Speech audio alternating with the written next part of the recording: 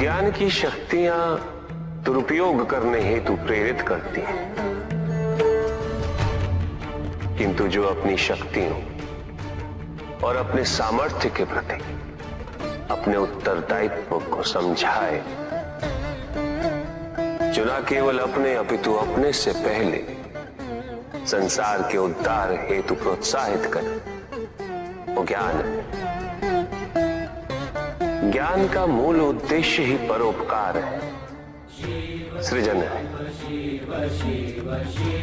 दूसरों की भावनाओं को समझना, उनका आदर करना, यही ज्ञान है। क्योंकि ज्ञान हमें न केवल अपने अपितु दूसरों के दुख और सुख के प्रति भी संवेदनशील बनाता है। किंतु जो दूसरों की भावनाओं का अनादर करे, उसे ज्ञान की श्रेणी में कैसे रखा जा सकता है? अज्ञान के कारण व्यक्ति सांसारिकता में बंधता जाता है, मोह माया में उलझता जाता है। अज्ञान परम सत्य से दूर ले जाने का माध्यम है, किंतु ज्ञान व्यक्ति को परम सत्य की ओर ले जाता है। ज्ञान मुक्तिदायक है, मोक्ष का मार्ग है, और इस मुक्तिदायक ज्ञान का सर्वोच्च रूप है आत्मज्ञान, और यही ज्ञान की पूर्णता भी है। अब सभी के उद्धार के लिए मैं आपसे निवेदन करता हूं, भक्ति का उचित मार्ग बताए हमें, ताकि मेरी भांति दूसरा कोई भूल ना करे। भक्ति मुक्ति का आधार है पुष्पधन, और मुक्ति तो केवल समर्पण से ही संभव होगी, और समर्पण के लिए भक्ति कब मोह में परिवर्तित हो जाती है,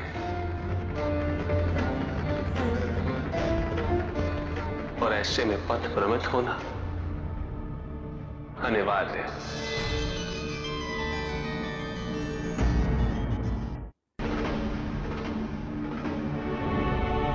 प्रभु, तांडव की परिभाषा क्या है? क्या है तांडव? उसे आरंभ करने से पूर्व मन में कैसे भाव होने चाहिए? तांडव नृत्य जगत की 5 क्रियाओं का संकलन है। सृष्टि, स्थिति, प्रलय, तिरोभाव और अनुग्रह। अग्नि, जल, वायु, पृथ्वी और आकाश। मेरे नृत्याकार शरीर के 5 मुख,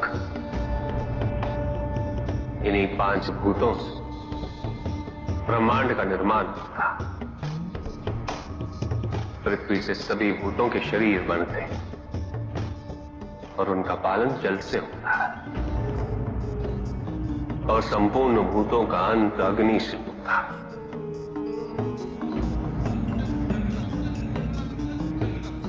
वायु तथा आकाश में तिरोभाव और अनुग्रह की शक्ति।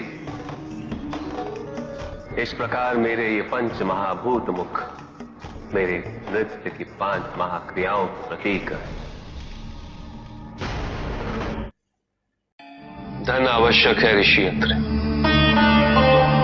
क्योंकि धन मूल आवश्यकताओं को पूरा करने में सहायक होता है। किंतु जब कोई व्यक्ति इच्छाओं को आवश्यकता समझने लगे,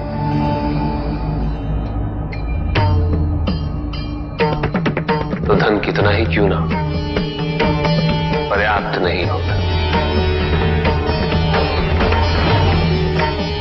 क्योंकि इच्छाएं अंतहीन है। इसलिए मनुष्य कभी ना समाप्त होने वाली इच्छाओं की पूर्ति हेतु धन संचय को ही अपने जीवन का लक्ष्य समझ लेता है।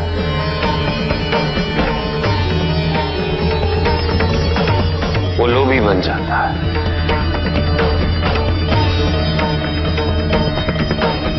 वो भूल जाता है कि उसके जीवन का मुख्य लक्ष्य ईश्वर के समीप आना है।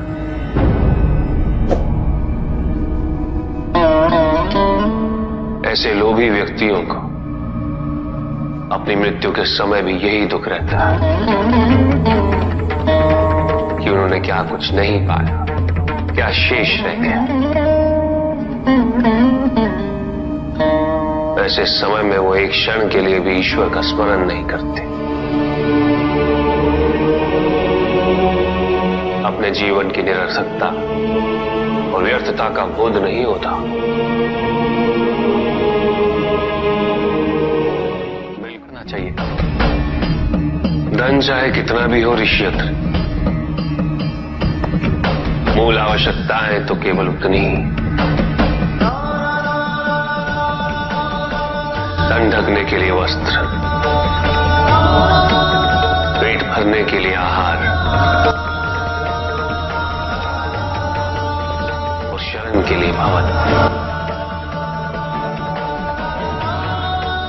इन आवश्यकताओं के पूर्ण होने के पश्चात जो भी है वो इच्छा है।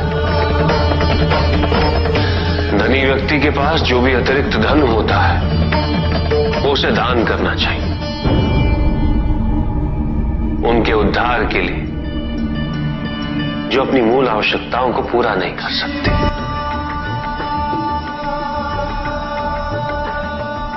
ऐसा करने से संसार में समानता होगी,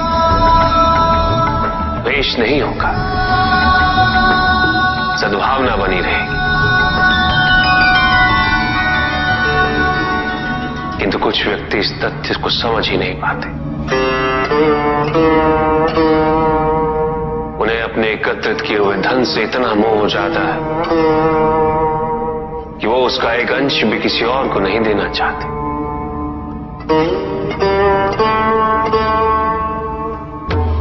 ऐसे व्यक्तियों की सूची में सर्वप्रथम स्थान कुबेर का है।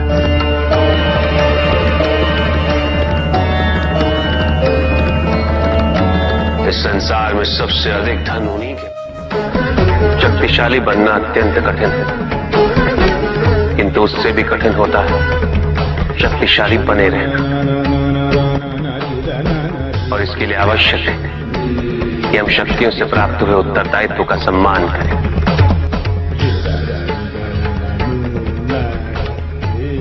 अन्यथा हम स्वयं पर निरंतर खो देते हैं और यह हमारे पतन का कारण बनता है।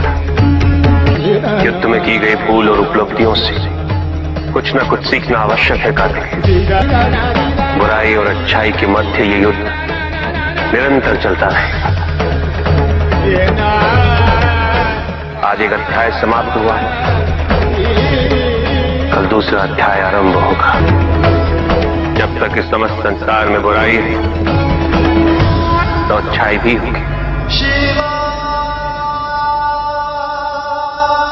किंतु अच्छाई और बुराई के युद्ध में जीत सदैव अच्छाई की ही होगी। प्रभु,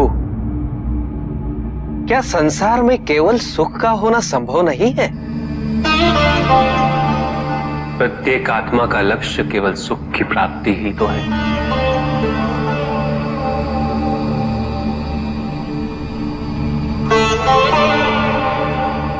परमानंद की प्राप्ति। किंतु हम सुख नहीं, सुख को प्रदान करने वाली वस्तुओं को एकत्रित करना ही जीवन का उद्देश्य मान लेते हैं।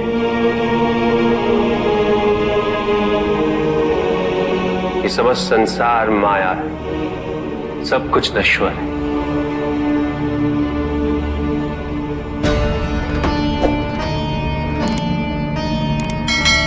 जिन वस्तुओं को हम सुख का स्रोत समझकर एकत्रित कर रहे हैं वो सदैव नहीं रहेंगे।